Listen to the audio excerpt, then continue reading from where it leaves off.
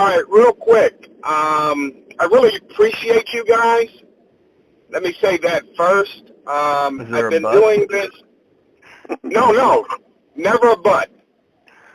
But when I do, I just landed 3 contracts this week. Also, I have 4 appointments for next week. And Chad, thank you for the Monday and Friday, suggesting that we meet with people Monday and Friday. Yeah, working out for you, huh? Working out, at 6 months, and being honest, in the beginning, I didn't do what I was supposed to do. I'm retired from the Marine Corps, and I normally straight ahead ask the question, here it is, and that's it. And I have to go back to saying that I have to be more like the true person I am is. I'm a helpful person. So I'm here to help these people. That's it. Well, that is great. Please elaborate more on you said you took 3 listings in the last week or 2, or how recently? 3 listings. Well, 1 was done this morning, but 2 of them were last week, and they were leads from August. And that was the first list that you all sent me, and these people were finally ready to do something. Now, did they receive your marketing all the way back in August, September, October, or did you reach out to them again? I reached out to them again. Initially, I started getting leads in December. So you gave me the courtesy of giving me some old leads in the Richmond area because you didn't have anybody doing Richmond since August, and they sent me those leads. Okay. So I'm assuming you were just following up on the phones to 11-month-old data? Yes.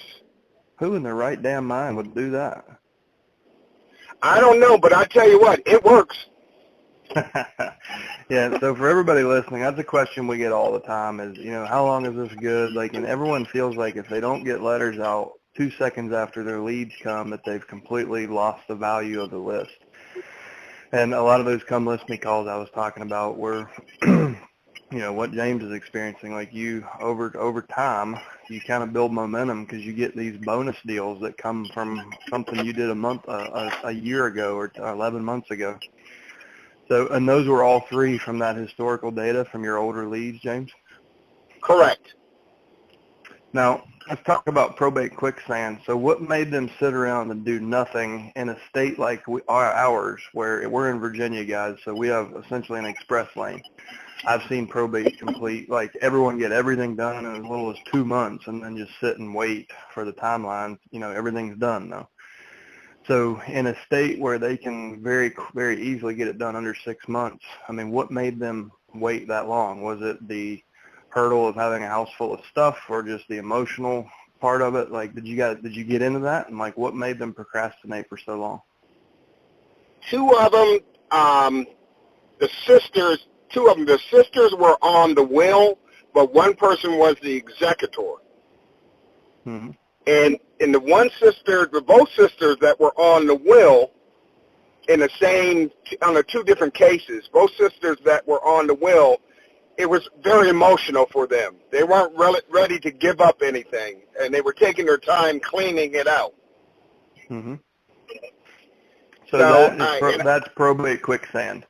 That's where people just get stuck in that emotional hurdle of, well, we can't throw away mom's clothes. Remember when we used to dress up with her and we would do, on Sunday afternoons, we would do the runway show?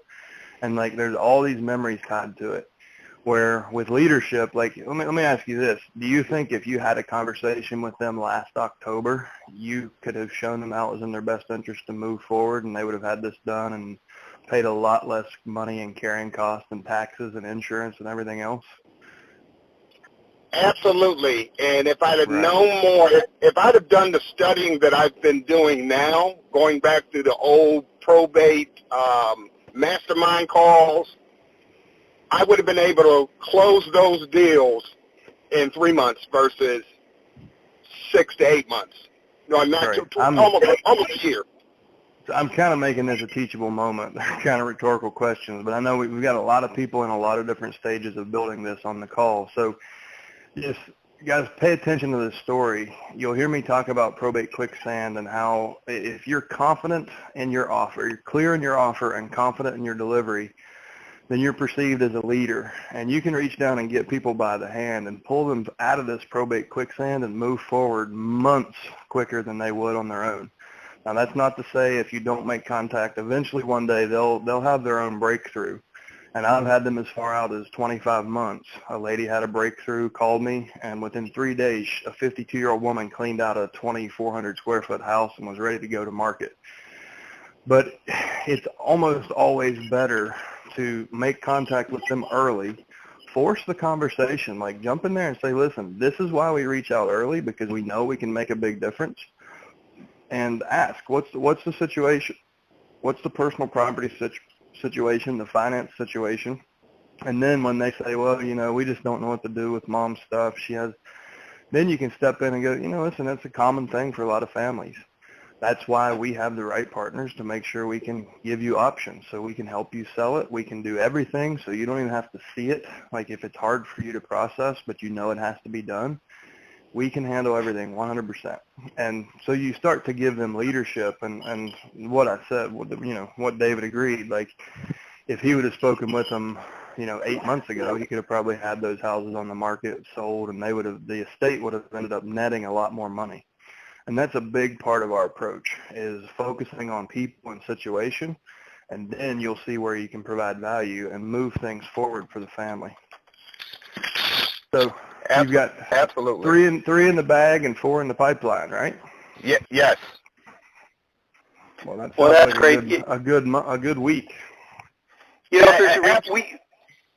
I was just going to say, I didn't even mean to interrupt you, James. What's great about doing these calls every week and talking to different people all the time, we see a common thread. Reminds me very much of the case study that Chad just did with David Pinnell. He really did nothing for 6 or 8 months, and I love his story. He just put a huge deal together with somebody he had called for. It was the 47th time him and his staff tried to call somebody. They finally got him on the phone, and they were finally ready to do something. So that's a common thread that we hear all across the country is agents come into this, they're used to FSBO and expired prospecting, where the first one in gets the deal. And this, we're not saying don't call them right away, but this is a lot different. These leads season exceptionally well. So, go back and I'm sure you're doing it, but go back and call every single one of those that you didn't contact before, and I guarantee you there's more deals in there. So congratulations. I think you inspired a lot of people. I appreciate it. And hey, I'm trying to average 7 a month. I already do 20. I don't do a lot of homes sales. I do like 15 a year. I'm trying to do 7 a month and start buying some of these. Nice. Well, that's great. Well, that's pretty sizable increase of business if you go from 15 to 84 deals in a year. That's off the chart in growth. Yeah. Hey, I got my blinders on, so I want to be fed.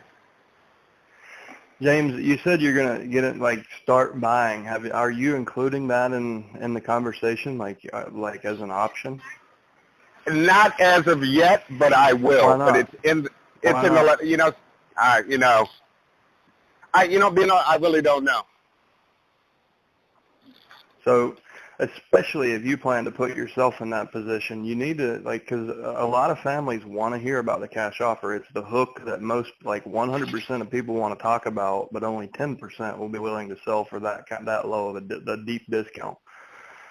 But it's a really good conversation starter. So, and it also really differentiates you from any competition. If you're, if they expect you to just be a realtor and you bring a scenario to the table where you can help them sell in under a week, and those people that are super motivated to sell, that will dump a house for 50 cents on the dollar, they think they've got this preconceived notion that anything to do with a realtor will take forever and will be even more stressful. And it's not always true. But if that realtor is also an investor or has a list of cash buyers, then you've put, more solutions in one conversation. So if there are other investors competing, you'll be able to get that business. And I just got off the phone with a gentleman who, by providing options, and she ended up choosing, she was about ready to sell at a wholesale price. And he went in and said, well, I would be happy to pay you that, but we can sell it for this. And he sold it for $150,000 more, and it sold in 2 days. But showing her the options, like, I can pay you cash, I can sell it as is, or we can fix it up and get absolute top dollar. Like, it just builds a much, much stronger trust.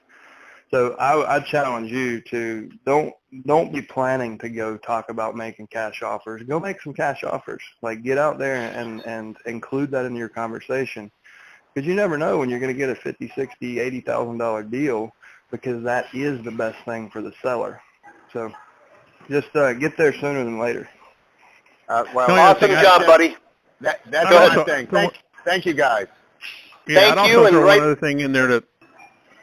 Sorry, I'm Go ahead, talking Tim. over you, but just say one other thing you might want to consider, and this is really just for the other investors that are on this call, is that just because it's a probate deal does not mean that any type of normal investment proposal might possibly be on the table. It is possible to do any kind of financing, any kind of creative things that you want to go do.